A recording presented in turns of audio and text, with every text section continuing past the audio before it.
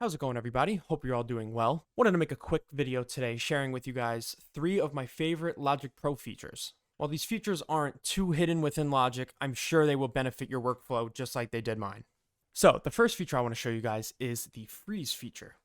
What the freeze feature does is it allows you to take some of the weight off of Logic Pro. And what do I mean by the weight? I mean the CPU usage. A lot of the time when we use sample libraries like Cinepiano, for example, takes up a lot of RAM. From my experience, my computer doesn't like it too much, but there are ways to work around this. So we're going to right click on our track. I'm going to head down to track header components. We're going to click on freeze. So as you see here, there's a small snowflake icon representing the freeze feature. So let's just say I play something random here.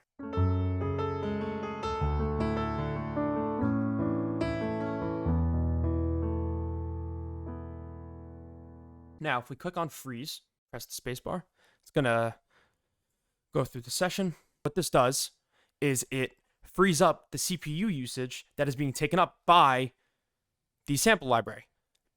So basically, what the freeze feature is doing is bouncing the track in place, but giving you the ability to simply bounce it, unbounce it. So this is really effective when you have a session that is heavily sample-based and you're working with a lot of sample libraries, and by using several throughout a track, you're increasing the CPU usage. So it's going to make it harder for you to introduce more tracks that are done through Contact and that have that large CPU usage. So if you do this for several tracks, you'll be able to listen back more smoothly, experience less interruptions, even if you have your buffer size all the way up for playback. So the next feature I want to show you guys is the custom icon feature. And this one's fairly common, but I feel like I haven't seen too many people implementing it into their workflow. So I'm just going to show you guys how I use it.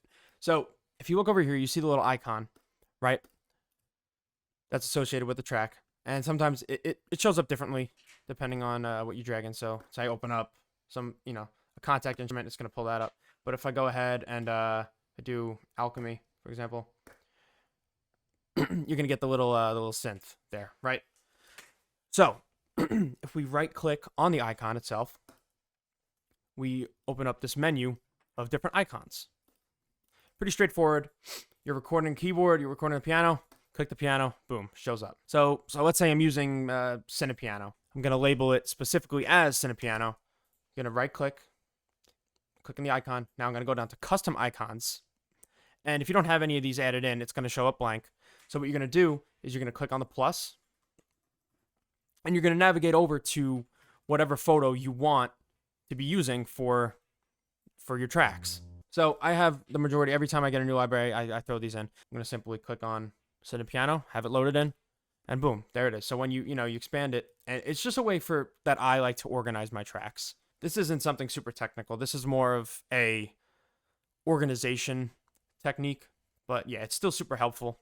And last but not least, my favorite feature of them all is the capture recording feature. And this one, I went years of using Logic Pro without knowing about this feature, and I'm here to tell you guys about it today. Because it's not super hard to find, but it's in there. I'm just going to show you guys first how to pull up capture recording, and then I'm going to demonstrate what it does and why it needs to remain in your control bar. So we're going to go right click on the control bar up here. Then we're going to go customize control bar and display. All right, so now it's a bunch of options here, right? You're going to want to go to transport. I want to scroll all the way down, second to last. Capture recording. We're going to want to click that on. I'm going to hit OK, and there we go. Capture recording. It looks very similar to the record button, except it has a white circle around it. So check this out. Let's say you're listening back to a track you're writing, or you're in the writing process. You're not recording, so. And you're like, oh, crap, I really like that. Oh, I wish I would have recorded it. Check this out. I'm going to click on the capture recording, and boom, there it is. Everything I played during that playback now appears. By clicking capture recording, you're able to pretty much go back in time into Logic's, into the playback of when you played those notes. Logic basically logs it. Even though you're not recording, you're still able to capture that performance. And this has been a lifesaver for me so many times, and it's turned to the point where I don't even hit the record button anymore when I'm composing. I just rely on this most of the time. It's such a great feature to have, and I have it in all of my templates.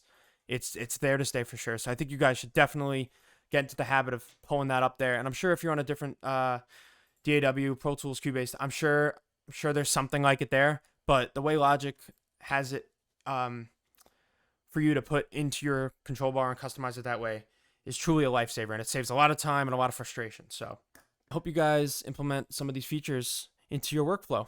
Thank you guys so much for checking out the video. See you in the next one.